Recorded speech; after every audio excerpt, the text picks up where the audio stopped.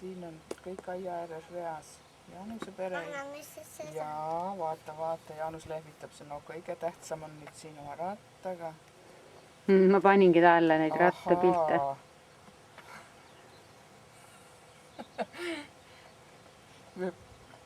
Tüdrukud pakkisid ära ja Jaanus tahtis veel tingimata paela ka ümber panna. Siis me Jaanusega säädasime seda paela.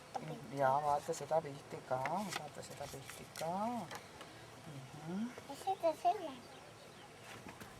Oh, siin on ka vahva mere ääres. Hästi tubli. Tänan. See on nii vahva. Oi, tubli. Mis teil põse peal on? Mis on Ekkel põse peal? Natukene on võib-olla sääsk sealt põse pealt hammustanud. Ta vist küsis seal sünnipäeval, oli tal ju mõmmi, vaata, kas see paistab. Kas mõmmi või liblikas või mis sul siin on?